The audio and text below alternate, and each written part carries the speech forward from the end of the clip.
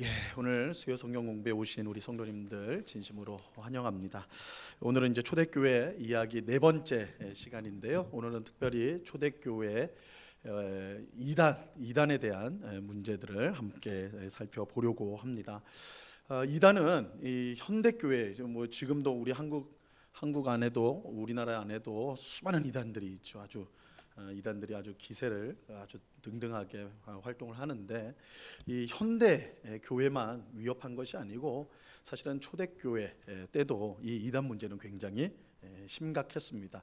아니, 거슬러 올라가면요, 우리 구약 시대 때도 이미 이단들이 존재를 했습니다. 그래서 항상 정통 교회 옆에는 이단 교회가 기생을 하였다라는 것을 우리가 알 수가 있습니다. 그래서 특별히 이제 초대교회의 이단은 오늘 우리들에게 왜 관심이 되냐면, 뭐 지금 우리나라에서 활동하는 이단들을 알기에도 우리가 벅찬데 무슨 2000년 전 이렇게 이단을 압니까? 근데 우리가 내용을 이제 확인하면 알겠지만, 초대교회 때 활동했던 이단이 오늘날 똑같아요. 내용들이 이름만 바뀌었을 뿐이지 이단의 패턴, 주장하는 것들이 다르지 않다. 그래서 초대교회 이단들이 어떤 자들인가, 어떤 주장을 했는가, 그것만 우리가 분명히 알아도 사실은 현대에 활동하는 많은 이단들을 우리가 쉽게 분별할 수가 있습니다. 그런 점에서 오늘 이 내용은 굉장히 이제 중요한 내용이라고 할 수가 있어요.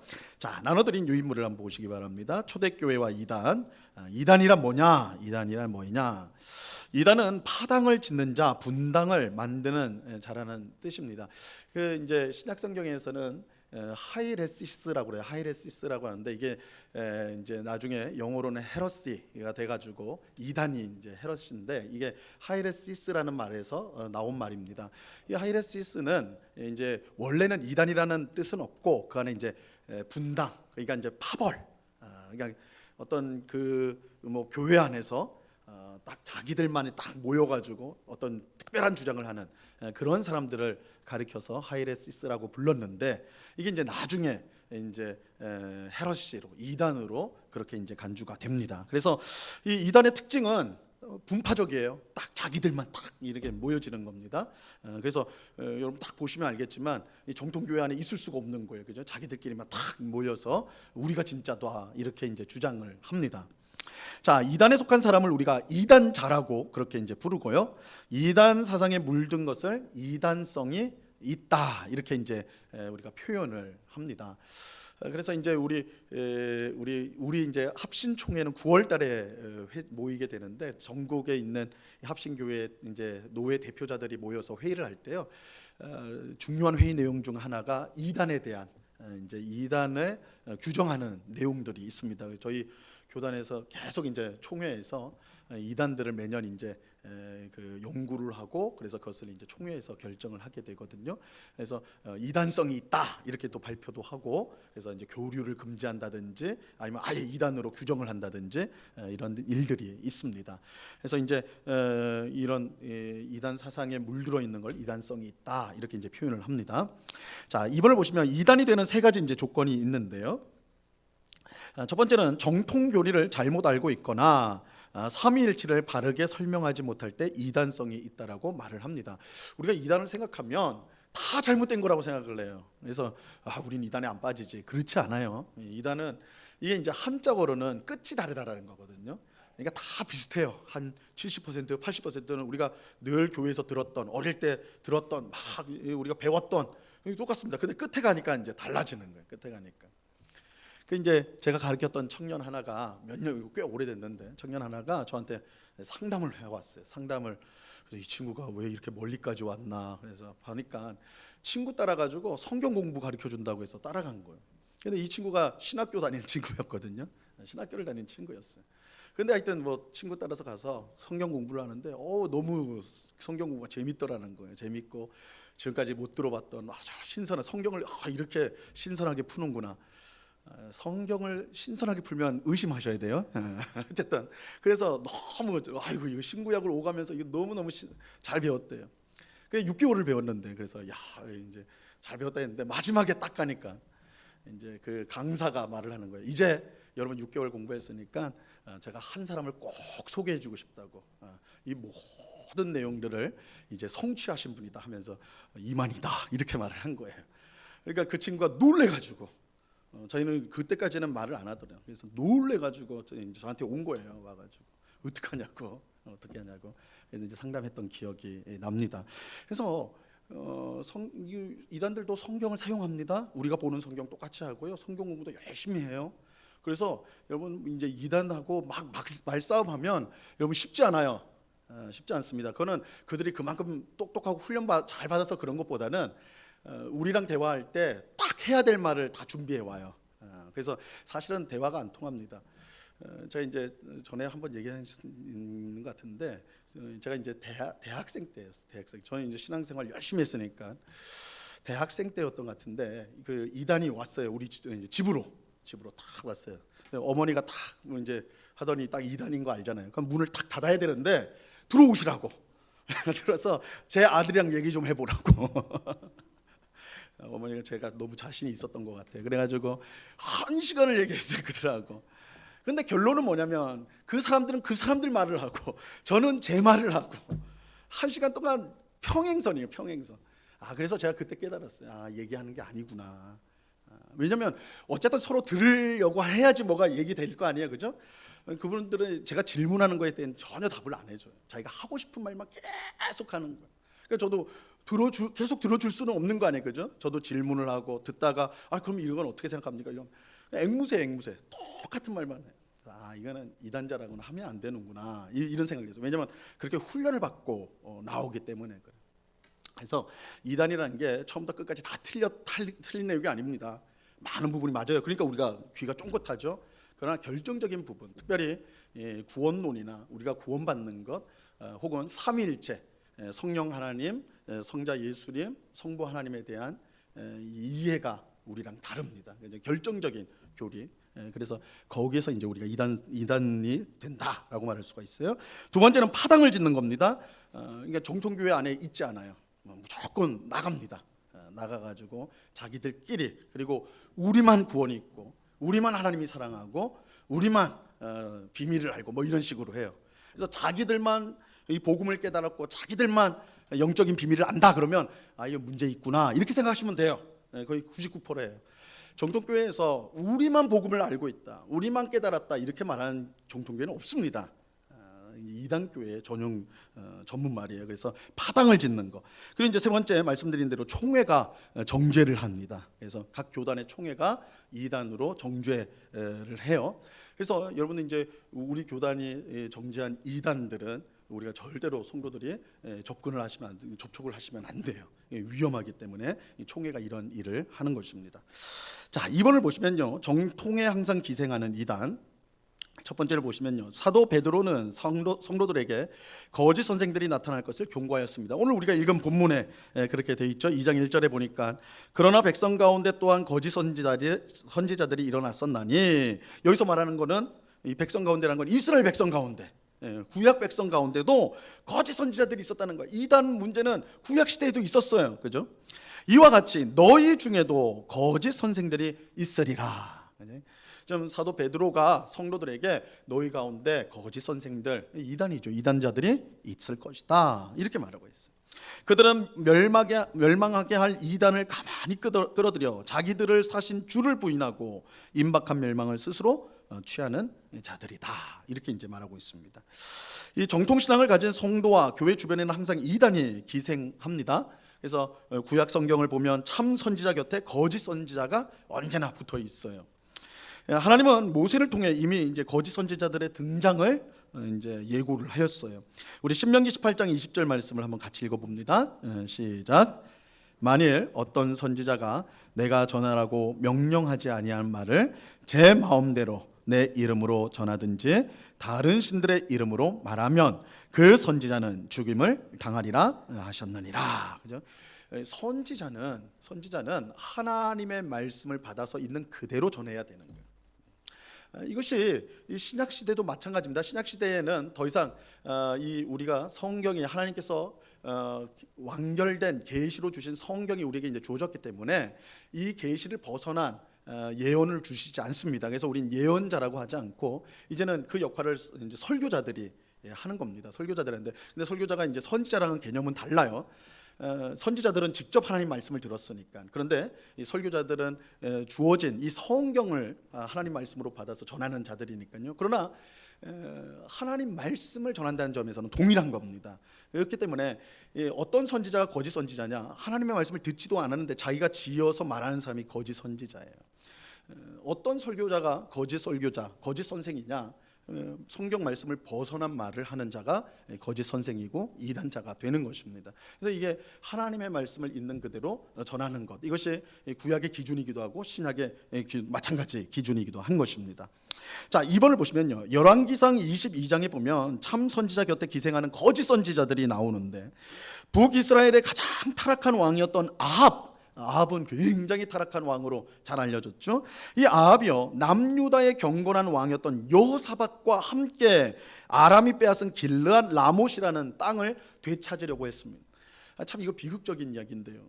이 아합 왕은 정말 악한 왕이에요. 그 부인 이세벨, 완전히 그 북이스라엘 전체를 그 바알신 그걸로 완전히 우상의 나라로 만드는 이 사람이 아합 왕입니다. 근데 그렇게 악한 아합 왕인데, 그때 남유다의 왕이 여호사밧 왕이었어요. 여호사밧 왕은 경건한 왕이에요. 하나님을 찾는 왕이에요. 그런데 이 여호사밧 왕이 아합 왕을 좋아했어요. 놀러 온 거예요.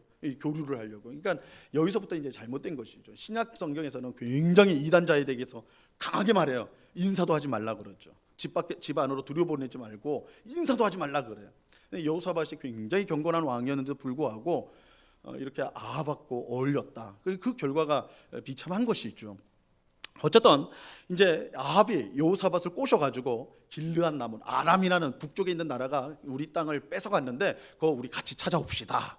그러니까 여호사밧이 좋습니다. 그렇게 합시다. 그런데 이 여호사밧은 경건한 왕이라고 그랬죠. 하나님의 뜻을 물어보십시다. 이렇게 이제 제안한 거예요. 아합은 그럴 생각 전혀 없어요. 그런데 여호사밧은 경건한 왕이에요. 뭘 하더라도 하나님을 찾아야 되는 거예요. 그래서 하나님의 말씀을, 하나님의 뜻을 들어보십시다. 그래서 아합 왕이 400명의 선지자들을 부릅니다. 선지자를 불러요. 근데 400명의 선지자가 와가지고는 하는 말이 뭐예요? 올라가서 그 땅을 취하십시오. 하나님의 뜻입니다. 하나님이 승리를 줄 것입니다. 400명이 똑같은 말을. 아니 어떻게 그럴 수가 있는가? 이 아합 시대에는 하나님의 뜻을 제대로 전하면 죽는 시대예요. 핍박받는 시대. 그러니까 선지자들이 어떻게 하면 살아남는 거예요? 거짓말을 해야 되는 거예요. 그죠? 그리고 그렇게 하면 아합 왕이 아주 좋아해가지고 이제 삶을 책임져 주니까. 그러니까 하나님의 선지자들이 이게 다 타락해버린 거예요. 그래서 아합 왕 듣기에 좋은 말을 하는 거예요. 왕이시여 올라가십시오. 승리합니다. 근데 여호사밧은 경건한 왕이라고 그랬잖아요. 딱 보니까 아무래도 아닌 것 같아. 이 400명이 선지자라는 자들이 막 하는데 이게 영적 분별력이 있는 자예요. 그래서 여호사밧 왕은 그러니까 아합 왕에게 다른 선지자는 없습니까? 다른 선지자는 없습니까? 다른 선지자가 한 명 있습니다. 미가야라는 선지자가 있어요. 그런데 아합 왕이 이렇게 말합니다. 그런데 그는 늘 내가 하는 일에 반대하는 자입니다. 딴지를 거는 자입니다. 그러니까 여호사밧이 그런 말씀하지 마십시오. 그를 불러오십시오 했어요. 근데 미가야가 와가지고 처음에는 아합 왕의 말에 맞추는 듯하다가 결국은 뭐라고 하냐면 올라가십시오. 하나님께서 당신을 죽이기 위해서 이 선지자들에게 거짓말을 넣었습니다. 이렇게 이제 말을 하죠. 참말을 하게 됩니다. 근데 참말을 하는 선지자는 어떻게 돼요? 핍박을 받죠. 감옥에 갇히게 되는 거예요. 그러니까 이 참 선지자와 거짓 선지자들이 같이 있는 거예요. 그죠? 구약 시대에 이미 이런 일들이 있었습니다. 거짓 선지자들은 사람들의 호응을 받아요.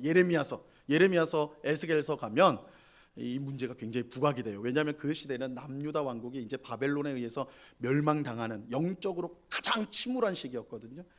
영적으로 혼탁한 시대에는 거짓 선지자들, 이단자들의 활동이 증폭이 커져요.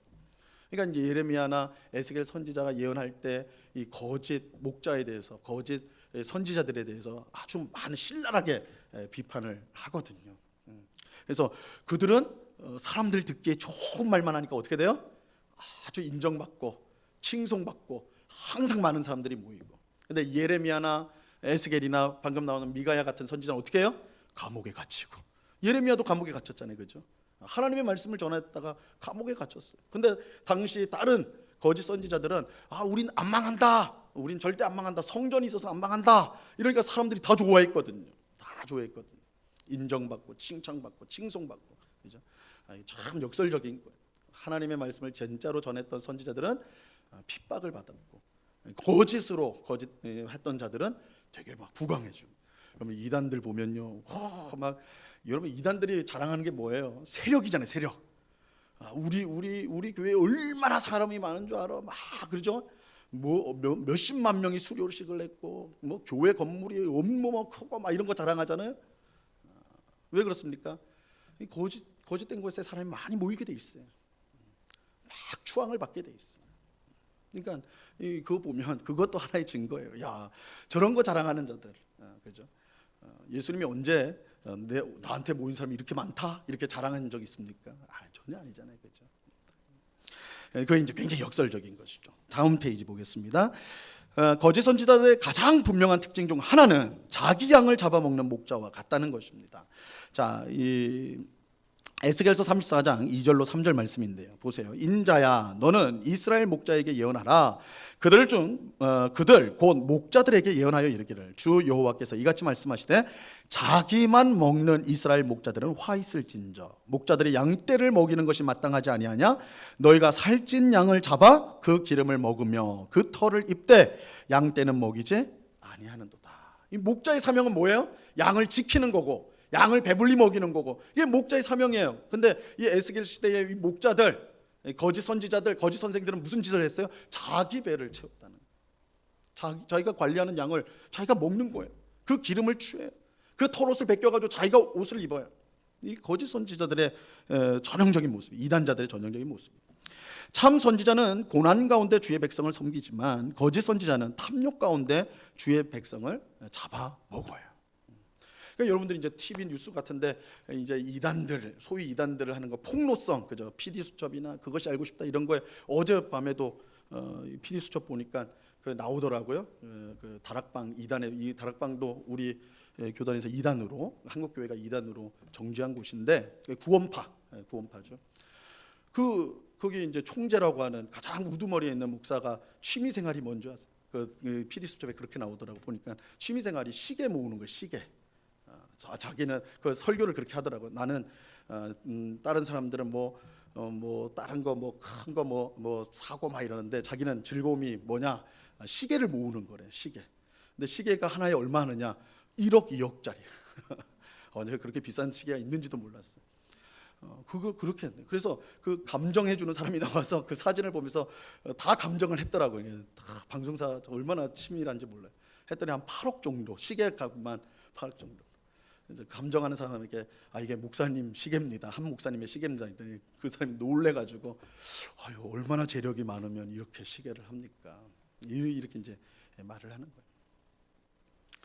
그런 특징이 있는 거예요. 여러분도 한번 유심히 보세요. 이단자들, 이제 그 수괴들, 그 이제 우두머리라고 하는 사람들 삶은요, 호화롭게 짝이 없어요. 왜냐하면 그게 특징이에요. 자기가 입어요. 자기가 먹고, 자기가 양을 먹여야 되는데 양을 자기가 먹어버려요. 양 털을 자기가 뺏겨가지고 자기가 입어요. 이단자입니다.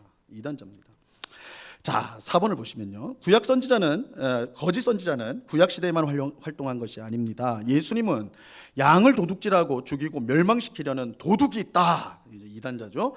양을 버리고 달아나는 싹군도 있다, 이렇게 경고를 하셨어요. 예수님이 친히 이단자에 대해서 경고를 하셨습니다. 사도 바울은 갈라디아 교회에게 다른 복음을 전하는 자들에게 저주를 선언하죠. 다른 복음을 전하는 자들은 저주를 받을 것이다. 저주를 합니다. 사도 요한은 영을 다 믿지 말고 오직 영들이 하나님께 속하였나 분별하라, 분명히 경고합니다. 그래서 이제 이 요한 이제 1, 2, 3서, 그리고 유다서, 베드로후서, 오늘 베드로후서를 읽었는데, 이거는 이제 신약 성경 중에서도 가장 후반기에 이제 지어진 거예요. 그러니까 초대교회가 이제 막 성장해 가고 있는 과정 속에 이단의 문제가 점점 심각해지는 거예요. 그러니까 그 내용도 이제 베드로후서부터 시작해서 요한 1, 2, 3서, 유다서는요, 이단의 문제를 굉장히 집중합니다. 우리 새벽기도에 얼마 전에 유다서를 살펴봤는데 이단의 내용이 굉장히 중심 내용이었잖아요, 그렇죠? 이런 이제 많은 활동들이 있었다는 것이죠. 자, 예수님의 동생 유다도 교회 안에 가만히 들어온 거짓 선생들에 대한 위험을 경고하면서 믿음의 도를 위해 힘써 싸우라는 편지를 썼습니다. 자, 3번 초대교회에 그러면 활동했던 주요 이단들을 좀 우리가 보면요, 초대교회를 위협했던 것은 유대교와 로마 제국의 핍박만은 아니었다. 우리 지난 시간에 이제 교회의 핍박, 이제 박해에 대해서 우리가 살펴보았는데, 유대인들과 로마 제국이 우리 기독교인들을, 교회를 핍박했다고 그랬죠. 근데 그들만 위협을 준 것이 아니라 이단의 문제가 심각했어요. 그래서 2세기, 이제 2세기라 하면 이제 100년대, 그죠? 100년, 101년부터 199년, 200년까지 그 시기를 말하는 것인데, 2세기 이후에 초대교회는 이단 문제로 큰 어려움을 겪어야 했습니다. 이것은 어느 면에서 핍박보다 더 심각했는데, 여러분 이단 문제는요, 왜 심각하면 이건 내부의 문제이기 때문에 그래요. 성도들의 믿음을 뿌리부터 썩게 만들기 때문에, 그 완전히 뽑아버리기 때문에 사실 이단 문제는 어떤 핍박과 박해보다 강하다, 굉장히 위협적이다, 이렇게 말할 수가 있습니다. 자, 초대교회를 위협했던 이단을 세 가지 형태가 있는데, 영지주의와 말시온주의, 몬타누스주의, 이렇게 우리가 이제 세 가지로 구별할 수가 있습니다. 자, 영지주의는 뭐 이거 영지버섯 뭐 이런 거는 아니고요. 영지라는 건 영적인 지식이라는 거예요. 영지주의는 지식을 강조하는 혼합주의적, 이거 짬뽕이에요. 온갖 걸 다 끌어들여 가지고, 사실 학자들 간에는 이 영지주의를 정확하게 설명하기가 어려워요. 워낙 다 섞어버려 가지고. 그런데 우리가 이제 기억할 거는, 영지주의라는 것은 지식을 강조해. 지식. 우리가 구원을 받으려면 지식이 있어야 된다는 거예요. 지식. 그들은 특별히 구별된 신비로운 지식을 소유하고 있다. 이게 영지주의자들의 주장이에요. 주장하면서 이 지식은 구원에 이르는 비밀의 열쇠다. 그래서 영지주의를 따르는 기독교인들, 이단들이죠. 그들은 우리는 다른 사람들이 모르는, 다른 교회 성도들은 모르는 특별한 구원의 지식을 우리는 갖고 있다. 그들은 깨닫지 못한 우리만이 구원의 지식, 이 지식을 갖고 있다. 이렇게 이제 주장을 하였습니다. 이게 이제 요즘에 이단도 똑같은 거예요, 그죠? 우리만 진리가 있다. 우리만 복음을 깨달았다. 우리만 참 복음이다. 너희는 다 가짜다, 혹은 저질이다, 뭐 이렇게 다는 거죠. 그래서 이게 이제 이단들의 전형적인 주장이에요. 우리만 하면 저기는 가면 안 되는구나, 이렇게 생각하시면 되는 거예요. 영지주의자들이 그렇게 했어요. 자, 그들은 하나님이 물질과는 전혀 상관이 없다. 왜냐하면 물질은 악하기 때문이다, 이렇게 이제 주장을 했어요. 그들은 인간의 영은 선한 것이고 인간의 몸은 물질로 만든 거니까 악한 거예요. 딱 이분법적입니다. 눈에 보이는 건 악한 것, 보이지 않는 영적인 것은 선한 것, 이거를 딱 구별을 합니다. 그래서 그 사람들은요, 인간의 몸을 뭐라고 불렀냐면 감옥이라고 불렀어요. 뭘 위한 감옥이에요? 영혼이 gat혀 있는 감옥이에요. 영혼이 이 몸을 빠져나와야지 구원을 받게 되는 거예요. 그 어떻게 빠져나오냐? 지식이 있어야 된다는 거예요. 그래서 영지주의자들, 우리가 가지고 있는 지식을 딱 가지면 인간 몸이라는 이 감옥을, 영혼이, 우리 안에 있는 영혼이 벗어나 가지고 영적인 세계로 들어간다는 거예요. 영적인 세계. 그래서 물질은 다 악한 것이다, 이렇게 말을 합니다. 자, 영지주의자들의 최종적인 목적은 육체와 아울러 우리가 갇혀 있는 물질 세계로부터 탈출하는 거예요. 이 사람의 몸과 물질 세계는 영혼의 구원의 방해물이에요. 방해물. 그래서 우리 몸이 하찮네. 몸은 하찮은 거라고 생각해요. 몸은 하찮은 거. 영혼은, 영적인 것은 귀한 거예요. 이것들도 전형적으로 우리 신앙생활 때 기도하는 것은 신령한 행동, 영적인 행동이니까 기도하는. 근데 교회 청소하는 건 하찮은 일, 몸으로 하는 거니까. 이런 우리 그런 생각이 있잖아요, 그죠? 이게 이제 영지주의적인 이분법적인 생각이 우리 속에서 사실은 많이 들어와 있어요. 많이 들어와 있어요. 하나님 앞에 기도하고 예배하는 것은 중요하다고 생각하면서 옆에 있는 성도들을 돌아보고 그들의 고민을 들어주고 그들을 돕는 그거는 그것보다는 못하다고 생각을 해요. 몸으로 하는 거.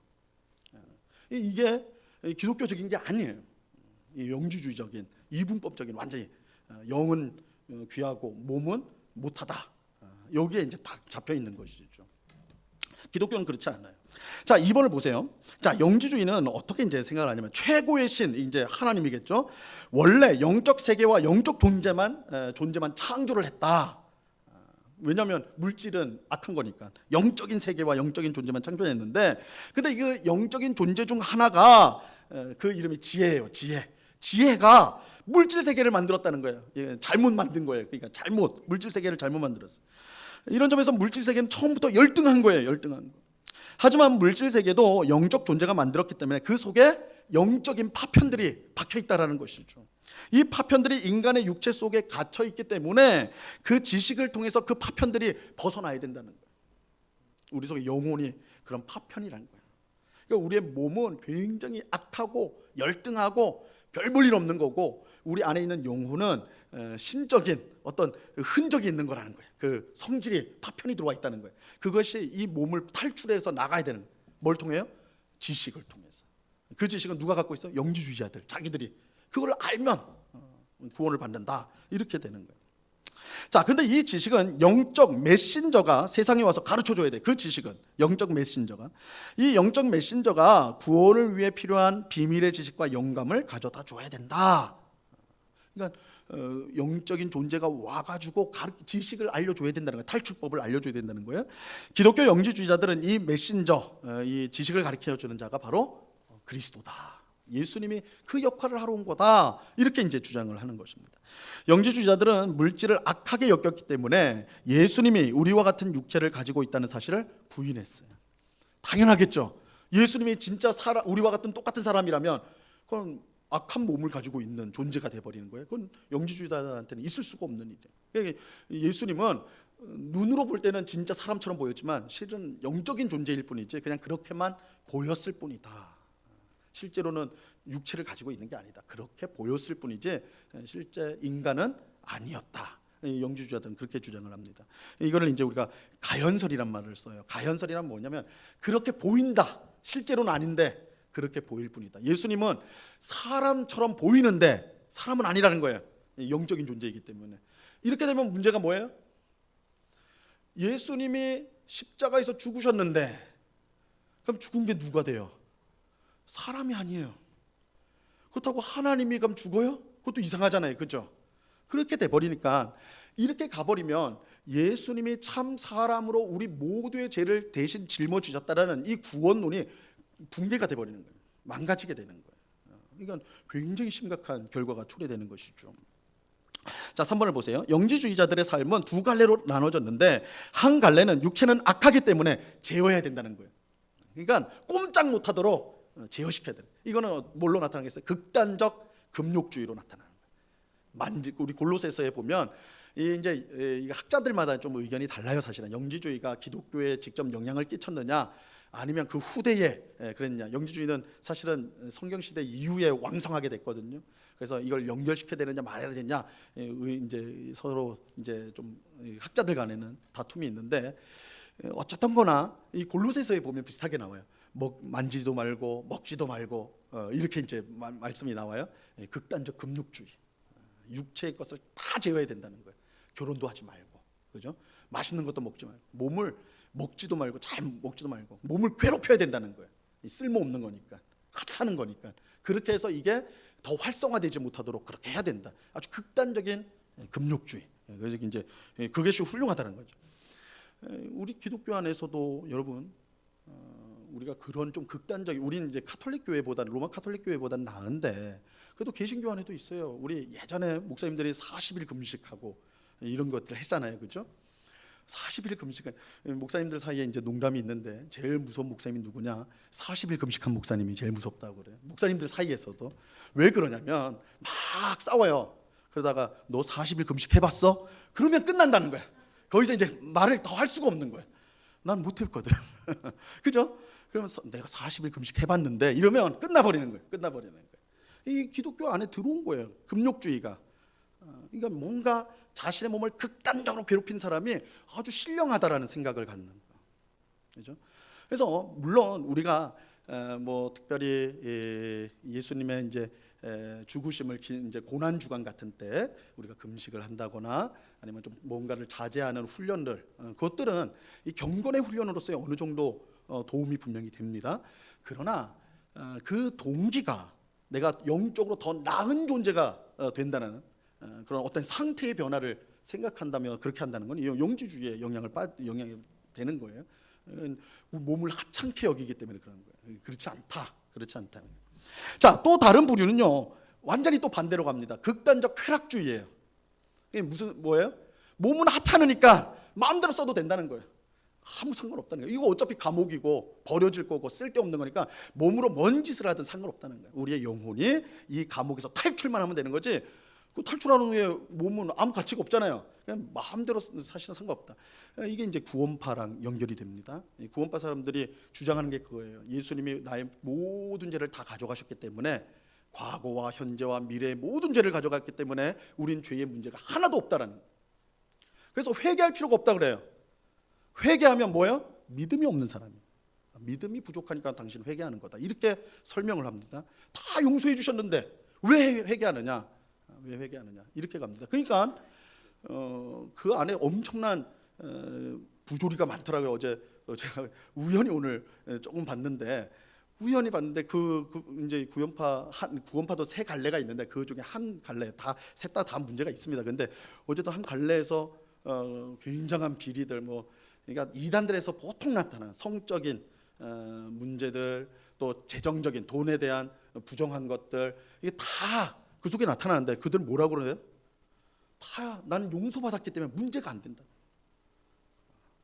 그 안에 있는 어떤 목사가 이게 굉장히 추악한 짓을 했어요. 근데 그 피해자가 그거를 딱 말하니까 그 목사가 하는 말이 그거예요.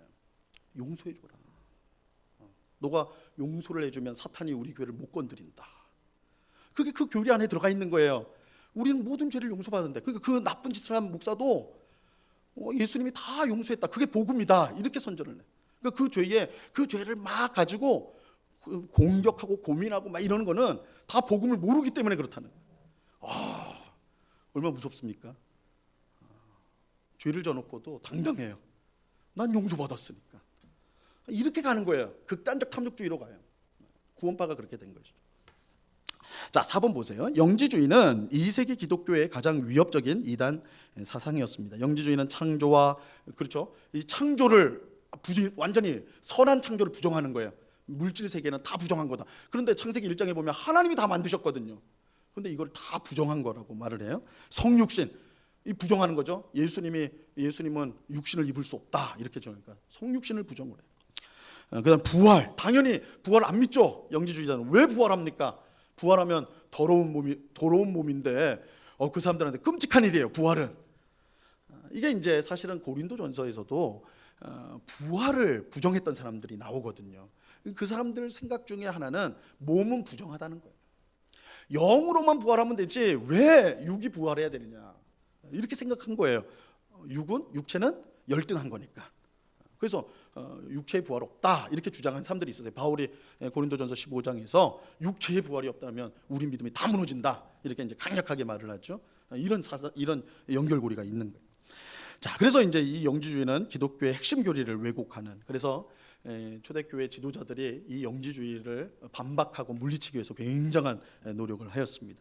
자, 말시온주의라고 있었습니다. 말시온주의. 이 말시온주의는 말시온이라는 사람에서 이제 비롯이 된 건데요. 이 말시온이라는 사람은 본도 지역의 감독의 아들로 태어났어요. 그러니까 아버지가 목사님이에요. 쉽게 말하면 어릴 때부터 기독교에 익숙했겠죠. 당연히 익숙했는데, 이 사람은 유대교와 물질 세계에 대한 큰 반감을 가지고 있었어요. 그러니까 이 사람도 영지주의적인 생각을 갖고 있었던 거예요. 어느 정도는. 그는 눈에 보이는 세계는 악하다고 생각했기 때문에 세상의 창조자도 악하다고 생각을 했어요. 그래서 그는 구약의 하나님과 신약의 하나님을 분리시켜 버립니다. 굉장히 이 사람이 이 기독교를 이해를 할 때 구약 성경에 나오는 하나님은 악한 세상을 만들고 또 이스라엘 나라만 선택해가지고, 그죠, 일부 사람들만 선택해가지고 그 사람 통해서 가나안 민족을 다 쓸어버리고, 와, 이렇게 나쁜 신이 있나. 그래서 구약의 신은 나쁜 신이다, 악한 신이다 그랬어요. 근데 상대적으로 신약에 와서는 신약의 하나님은 자기 아들 독생자를 죄인을 위해서 보내주셔가지고 그들을 위해서 죽게 한단 말이에요, 십자가에서. 그래서 우리 구원해 주시는, 이 신약의 하나님이 진짜 하나님이다, 진짜 하나님이다, 이렇게 생각을 하게 된 것입니다. 그래서 구약의 하나님을 악한 하나님, 신약의 하나님을 선한 하나님으로 완전히 딱 이렇게 이제 구별을 해버렸어요. 그래서 이제 그가 했던 이제 중요한 일 중에 하나가 성경 목록을 다시 만듭니다. 이 말시온주의가 이제 그 당시에 많은 영향을 미치기도 했지만 가장 큰 영향이 바로 성경 목록을 만들었다는 거예요. 성경 목록을. 당연히 틀린 것이지만. 그래서 그는 구약 성경이 구약의 하나님은 열등한 하나님이고 나쁜 하나님이기 때문에 구약 성경은 다 버렸어요. 그건 유대인의 성경이다 해서 싹 다 버렸습니다. 그래서 말시온 성경에는 구약이 없어요. 그리고 신약 성경도 다 받아들일 수 없는 심판의 내용은 다 빼버렸습니다. 사랑의 내용만. 사랑의 하나님이 어떻게 심판을 하느냐, 마지막 날 예수님 재림에서 심판한다, 그거 있을 수 없는 일이다.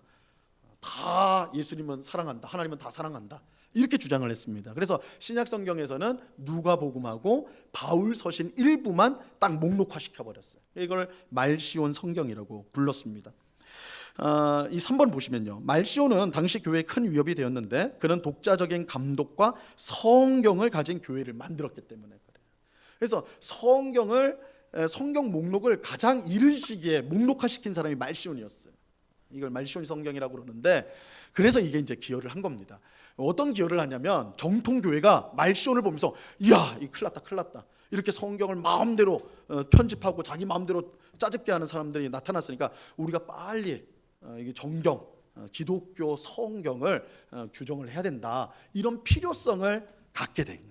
필요성을. 그래서 정통 교회들이 이제 신약, 우리가 지금 갖고 있는 신약 27권을 정경화하는데, 물론 그 정경화 과정은 이 교회가 모여가지고 머리를 짜내서 만든 건 아닙니다. 교회들마다 인정했던 책들을 모아보니까 공통점이 나온 거예요. 27권이. 그래서 자연스럽게 이제 381년인가요? 그때 이제 정경화가 돼요. 아타나시우스가 부활절 메시지를 낼 때 신약 성경 27권을 쫙 목록을 말합니다. 그때 이제 동서방 교회들이 다 그걸 일치적으로 받아들이는데 그 작업을 가속화시킨 게 이 말시온입니다. 그러니까 이게 있어요. 참 역설인데 어느 시대나 이단이 있다고 그랬죠. 근데 이단 때문에 정통 교회가 그 교리를 아주 정교화시켜요. 이단이 도전을 하니까 교회가 이거 안 되겠는데 하고 문제를 지적을 하면 그 문제를 이제 새롭게 하는 거예요. 그 내용을, 정통 교리를 정립을 하는 거예요. 그래서 어떻게 보면 이단의 출현이라는 것은, 이단은 참으로 악한 것이지만 정통 교회로서는 교리를 더욱더 견고하게 만드는데 이 이단이 기여를 했다라고 할 수가 있습니다. 이 초대교회에서 그런 일들이 계속 일어나요. 우리 뒤에서 보면 우리 알 수가 있습니다. 자, 4번 몬타누스주의를 한번 보시면요, 소아시아의 미시아와 프리기아의 경계에 위치한 계곡인 알다반 마을에서 신비주의적인 새 예언 운동이 일어났어요. 세례를 받은 지 얼마 안 된 몬타누스라는 사람, 그러니까 세례를 받지 않았으니 별로 받고 얼마 안 됐으니까 새신자예요. 새신자. 이제 교회에 들어온 지 얼마 안 된 사람. 근데 자기가 갑자기 성령을 받아가지고 그때부터 예언을 막 하기 시작하는 거예요. 그래서 우리 이제 이런 위험 때문에 우리가 이제 디모데전서 3장에 보면 감독의 조건이 나와요. 목사의 조건이 나오는데 그 중에 하나가 새로 입교한 자는 목사로 세우면 안 된다 그래요. 그러니까 훈련을 받아야 된다는 거예요. 일정 기간에 신앙생활을 하고 훈련을 받은 자만이 이제 교회 지도자를 세워야 된다. 새로 입교한 자는 세우면 안 된다. 그런데 이 몬타누스가 딱 그 예예요. 세례를 받은 지 얼마 되지 않았는데 자기가 성령 체험을 했다고 하면서 막 예언을 하는데, 나는 지금 성령을 받았다. 그래서 나중에는 나는 성령이다. 내 안에 성령이 계시니까 나는 성령이다. 이렇게 할 정도로 그렇게 하였습니다. 자, 이 그를 이제 추종했던 사람이 두 여인이 있었는데, 프리스길라와 막시밀라라는 이 두 여인이 있었는데, 이 두 여인은 선지자예요. 그래서 이들도 똑같이 막 무의식 중에 막 말을 내뱉기 시작하는 거예요. 다음 페이지에 가시면 몬타누스는 예수님께서 약속하신 보혜사가 자신에게 임했다고 주장을 했습니다. 그는 자신을 성령이라고 믿었어요. 몬타누스는 성령의 시대가 왔다고 주장을 했습니다. 그래서 이 몬타누스가 이렇게 말을 했습니다. 나와 두 예언자를 통해 성령은 말씀하신다. 하나님이 나를 통해서 계시를 주신다는 거예요. 나를 통해서 직접 말씀하신다. 곧 새 예루살렘이 페푸자라는 지역에 건설될 것이다. 신자들은 금식하며 세상적인 삶을 떠나 그곳에 모여 종말을 맞이해야 한다. 그러므로 임박한 재난과 재림에 대비하여 거룩한 생활을 해라. 이게 하나님의 계시다. 이렇게 말한 거예요. 그런데 이 말을 한번 잘 보시면요, 요즘에 하는 이단들 특성이 다 드러나요. 그죠? 그죠? 나와 두 예언자를 통해 성령이 말씀하신다. 내가 하나님께 말씀을 받았다. 하나님이 나한테 말씀을 줬다. 우리 교회에서 오랫동안 신앙생활하신 분들은 이 말이 굉장히 생소하실 텐데, 한국교회에서 이제 이단으로 분류되는 사람들 중에 이렇게 주장하는 사람들이 많습니다. 실제로 많아요. 어떤 목사님은, 목사님이라고 하면 안 돼요. 어떤 목사라고 자칭하는 자는 설교 준비 안 하고 올라와요. 그냥 올라옵니다. 올라와가지고 말을 하는데 뭐라고 하냐면, 지금 성령께서 이렇게 말씀하십니다. 지금 주님께서 이렇게 말씀하십니다. 바로 그렇게 말해버려요. 그렇게 말합니다. 그걸 이제 동영상으로 다 올려요. 자기가 사도라는 거예요. 이제 우리 혹시 들어보시냐면 신사도 운동이라고 있어요. 신사도 운동. 신사도 운동은 뭐냐면 오늘날에도 사도가 있다는 거예요. 오늘날에도 사도가 있다는 거예요. 사도는 이 주님의 말씀을 그대로 받는, 그죠? 받아가지고 그 말씀을 전한 사람들이에요. 그래서 교회의 에베소서 2장에 보면 교회의 기초를 선지자와 사도로 봅니다. 근데 이 선지자와 사도는, 이 선지자 아까도 말했지만 하나님의 말씀을 받는 사람을 선지자라고 했어요. 사도도 마찬가지예요. 사도는 예수님과 함께 있었다는 사람들이 사도입니다. 사도행전 1장에 보면 사도의 조건이 예수님과 함께 출입했던 사람들이라고 나와 있어요. 직접적인 가르침을 받는 사람들이 사도예요. 그러니까 선지자와 사도의 공통점은 직접 계시를 받는 사람들이에요. 직접 계시를 받는. 신사도 운동하는 사람들은 뭐냐면 지금도 우리는 직접 계시를 받는다는 거예요. 그 사람들은 자신들이 지금도 하나님께서 내게 이런 말씀을 하신다, 어떻게 될 것이다, 예언을 막 해요. 그런데 이 예언이 다 맞을까요? 틀릴까요? 어떨 것 같습니까? 맞는 것도 있고 틀린 것도 있겠고, 실제로 그래요. 다 틀리면 안 됐겠죠, 그죠? 자기들은 맞다고 우겼을 텐데, 되게 재밌는 건 자기들끼리도 통계를 냈어요. 그래서 몇 프로나 맞나? 한 70% 맞대요. 30%는 틀렸다는 거예요. 문제가 뭐예요? 70% 가지고 오 이러면 안 돼요. 왜요? 주님의 말씀인데, 하나님 말씀인데 틀렸대. 30%는 자기들이 인정해요. 말이 안 되는 거예요. 어떤 식으로 말이 안 돼요. 저도 대학교 때 어떤 이제 대학교 이제 학교인데 집회를 했어요. 집회를 외부 강사가 와가지고 이제 집회를 하는데 외국인이 왔나 그래요. 외국인 목사님이 왔나. 저는 그런데 안 좋아하는데 친구가 끌고 갔어요. 그래가지고 왔는데 하여튼 뭐 설교를 딱 듣고 나서 기도를 해주겠다는 거예요. 그래서 안수 기도를 해주겠다. 그래서 일렬로 쫙 썼어요. 외국인 뭐 하여튼 뭐 훌륭한 목사님이라니까 쫙 썼어요. 저는 그런 거 되게 안 좋아하는데 친구가 끌고 갔어요. 그래서 저도 서가지고 끝까지 했는데 제 머리에 탁 안수하면서 말을 하는데 저한테 예언을 한 거예요. 예언을 했어요. 너는 게으르고 뭐 이런 말을 해요. 그래서 좀 뜨끔했어요. 근데 그 말을 듣고는 좀 기분도 나쁘고, 저는 억지로 끌려가 있는 자리였으니까. 근데 곰곰이 생각해 보니까 그건 누구나 할 수 있는 말이에요. 그렇잖아요. 게으르단 말 하면 여러분 중에 저는 아닌데요 이렇게 할 분이 몇 명이나 있겠어요. 넌 좀 더 열심히 해야 된다. 100이면 100. 그렇지, 난 열심히 해야 되지. 다 그런 내용이에요. 근데 그게 예언이래. 지금 하나님이 나를 통해 너에게 말씀을 하시는 거예요. 그런 식이에요. 그런 식. 엉터리죠. 그런데도 이 자기들 신사도 운동하는 사람들은 계시를 받는다. 딱 이제 몬타누스가 하는 말이에요. 또 금식과 엄격한 참회를 강조해, 그죠? 금욕적인 아주 기도할 때 막 제가 아는 그 후배 하나는 그 교회는 기도를 엄청 강조하는 교회예요. 새벽 2시까지 기도해요. 매일. 잠은 언제 자는지 모르겠어요. 그러니까 맨날 전도하고 기도하고 이것만 하는 거야. 맨날 철야. 그 교회는 매일 철야. 왜요? 그래야지 참신자예요. 그래 참신자. 극단적인, 그죠? 아주 막 금욕, 이런 참회, 뭐죠? 그렇게 한단 말이에요. 그다음에 이제 세상적인 삶을 떠나야 된다. 그렇죠? 문제가 있는 사람, 문제가 있는 이단들 혹은 이제 이단성이 있는 교회들이 뭘 합니까? 자기들만의 성을 만들어, 자기들만의 도시를 만들려고 그래요. 그렇잖아요. 여러분, 예수님은 너희는 세상의 소금과 빛이라고 그러셨어요. 너희끼로만 어디 모여가지고 살라고 말씀하지 않았습니다. 거꾸로예요. 그건 불교지, 불교. 그죠? 산으로 올라가는 불교예요.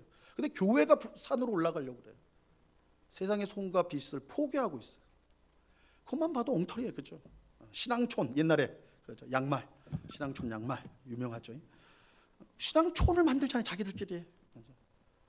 그러니까 자기들끼리만 모여가지고 뭔가를 만들려고 하는 이 분파적인 이단의 한 특징이에요. 중요한 특징이에요. 자기들만의 세상을 만들려는 거. 뭐 어떤 이단은 뭐 저기 외국에 나가가지고, 그죠? 자기들의 성을 만들잖아요. 거기가 새 예루살렘, 구원받은 사람들이 오는 곳이다. 전 재산 다 팔아가지고 글로 가고. 이 몬타누스가 딱 그 일을 했어요. 몬타누스가 다 그렇다. 그리고 예수님 재림 얼마 안 남았다. 시한부 종말론, 그죠? 몇 날 며칠 몇 월에 예수님 오니까 준비하라. 예수님은 모른다 그랬거든요. 아버지만 안다. 나도 모른다 그랬거든요. 아들도 모른다 그랬는데 자기는 알아. 예수님도 모르는데. 이 이단이에요. 이게 다 몬타누스한테 다 이게 이제 나오는 거예요, 그죠? 몬타누스한테. 자, 그래서 이제 2번을 보시면 프리스길라는 예수님의 일반 교회에서 떠났으며, 그죠? 이단들은 항상 그렇게 공격합니다. 여기는 바벨론이라고 그래요. 보통 교회, 일반 교회는 열정도 잃어버리고 복음도 잃어버리고 바벨론이라. 요한계시록에서 바벨론은 세속 사회를 바벨론, 적그리스도 그 도시를 이제 바벨론이라고 부르는데 교회를 바벨론이라고 그래. 이단들은 정통 교회를. 우리는 새 예루살렘, 우리만 참신자. 그렇게 말하는 거예요. 이 프리스길라가 똑같은 말을 하는 거예요. 자신은 예수님께서 직접 계시를 받는다. 그죠? 이단들이 그렇게 말합니다.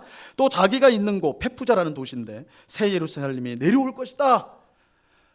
우리 한국의 이단들이 다 그러잖아요. 우리 한국에 새 예루살렘이 임한다는 거예요. 왜 한국일까요? 그죠? 왜 한국이냔 말이야. 교주가 한국인이기 때문에 그런 거야. 그잖아요. 그 이유밖에 없어요. 내가 한국 사람이니까 그러면 뭐 미국에 임한다 할까요? 그러니까 우리가 막 상식적만 들어도 왜 한국이냐고 우리가 물어야 돼요. 왜 한국입니까? 그러니까 자기가 한국에 있으니까 그런 거야. 그죠? 그러니까 이단은 조금만 생각해도 다 말이 안 돼요, 사실은. 자, 막시밀라는 자신의 의지와 상관없이 주의 지혜를 전파하게 되었으며 자기 이후에는 선지자도 예언도 없다. 나만 한다. 그죠? 이단들이 나만 그러잖아요.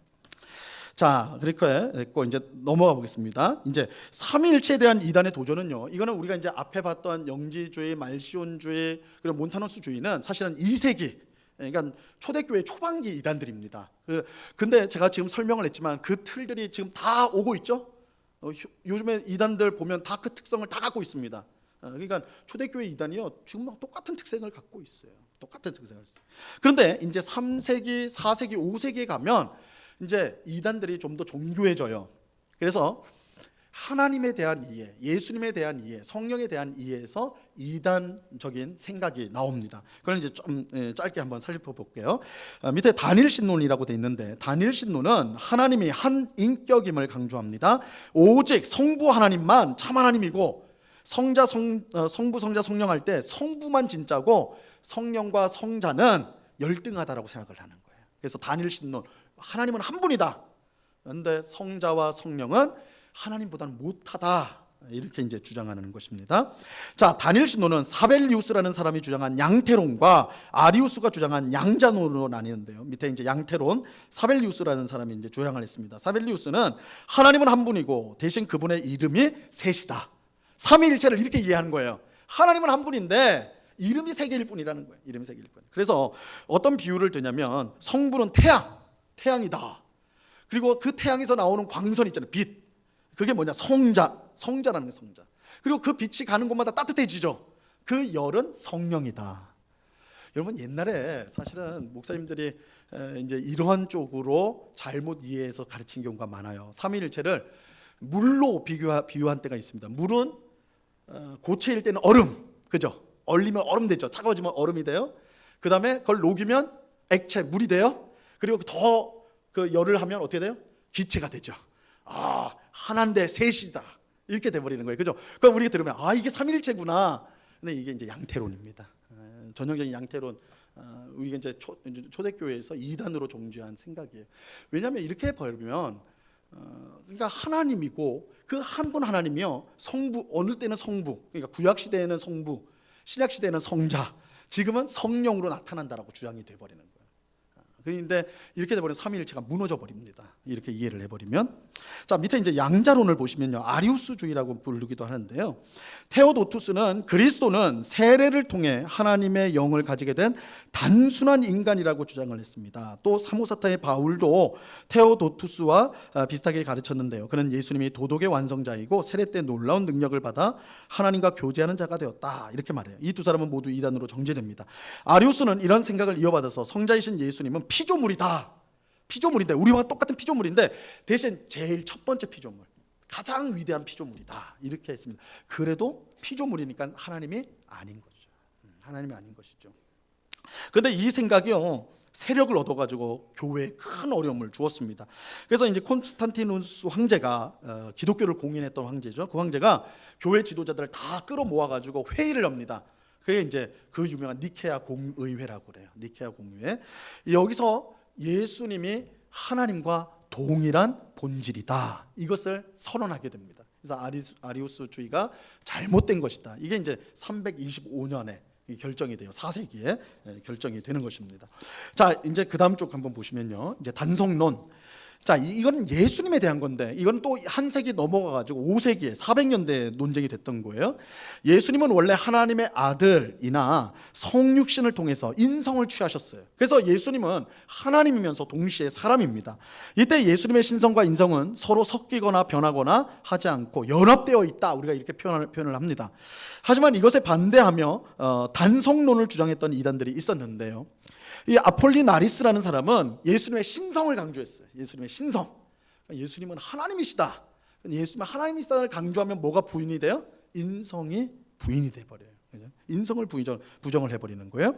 그 다음에 이제 네스토리우스라는 사람이 있었는데, 이 사람은 신성과 인성의 연합은 불가능하다 하면서 두 개가 따로 논다고 그랬어요. 그래서 인성을 강조해요. 네스토리우스는 인성. 그러니까 앞에서는 아폴로나리스는 신성을 강조했다면 네스토리우스는 인성을 강조합니다. 이게 둘 다 하지 않고 어느 한쪽만 하는 거예요. 그다음에 유티케스는 한 방울의 식초가 바다에 흡수되듯이 인성이 신성에 흡수되었다, 이렇게 표현을 해버렸어요. 예수님은 신이다, 신이지 사람이 아니다. 또 이건 신성만 강조한 거예요. 이처럼 왔다 갔다 하는 거예요. 인성을 강조하는 사람, 신성을 강조하는 사람, 이렇게 이제 왔다 갔다 하는 겁니다. 이 공교회는 이 단성론을 주장하는 이단들을 정죄하면서 451년에 칼케톤 공의회라고 엽니다. 그리고 신조를 작성했는데요, 이거 한번 잘 보겠습니다. 우리 한번 마지막 한번 같이 읽어보겠습니다. 우리는 성자이요. 우리 같이 한번 읽어보겠습니다. 시작. 우리는 성자이요, 주님이시요, 독생자이신 유일하신 한 분 그리스도를 고백한다. 그분은 두 본성으로 인식되는데 두 본성이 혼합되지도 않고 변화되지도 않으며 분할되지 않으며 분리되지 않음을 인정한다. 도리어 양성은 각 본성의 특이성을 보유하면서 하나의 인격과 자질로 연합되어 있다. 이걸로써 예수 그리스도는 신성과 인성이 같이 있는데 이 둘은 섞이거나 합쳐지거나 변하는 것이 아니고, 그렇다고 이것이 둘도 아니고 한 인격 안에 들어가 있으니까 이렇게 함으로써 이 단성론에 대한 이단적 주장들을 물리치고 예수 그리스도가 100% 참 하나님이시요 참 인간이라는 교리를 이제 세우게 됩니다. 이게 이제 단성론을 주장했던 이단들 때문에 이 교리가 이제 형성이 되어진 것입니다. 이처럼 어느 면에서는 이단들이 정통 교회를 세우는 그런 아주 부정적이지만 어떻게 보면 기여를 한 부분도 있다고 할 수가 있습니다. 그래서 오늘 이단에 대해서 함께 살펴봤는데요, 한번 들은 내용을 잘 생각해 보셔서 오늘날 문제가 되고 있는 이단들에 한번 도입을 한번 해보세요. 그러면 거의 비슷합니다. 이단들은 새로운 게 아니에요. 내가 새로운 것에 빠졌어. 그렇지 않아요. 그렇지 않습니다. 새로운 게 해 아래 새로운 게 없어요. 이단도 마찬가지입니다. 해 아래 새로운 게 없습니다. 우리가 하나님의 말씀을 우리가 바르게 배우고 그 안에 거한다면 우리가 이단에 빠지지 않게 됩니다. 우리가 이 사실을 꼭 기억하고 이 역사의 교훈으로 삼는 우리가 되기를 바랍니다. 기도하겠습니다. 하나님 아버지, 초대교회에 기생했던 이단들 내용들을 우리가 함께 살펴보았는데 참으로 두려운 것은 오늘날 활개치는 이단들의 특성들을 다 이미 갖고 있었다라는 것을 봅니다. 정통교회 옆에 항상 이단들이 활개치면서 성도의 영혼을 노리고 있습니다. 우리가 하나님의 말씀에 든든히 서지 못할 때, 영적인 분별력을 가지지 못할 때 이렇게 무너진다는 것을 우리가 생각하면서 늘 하나님의 말씀을 잘 배우게 하시고 그 위에 든든히 서서 영적으로 잘 분별해내는 그런 저희 모든 성도 되게 하여 주시옵소서. 또한 이단에 빠진 자들을 위해 기도하며 또한 저들을 건져내는 그 일도 우리가 감당할 수 있도록 하나님 아버지 진리 위에 든든히 선 교회 성도 되게 하여 주시옵소서. 감사하며 예수님의 이름으로 기도드리옵나이다. 아멘.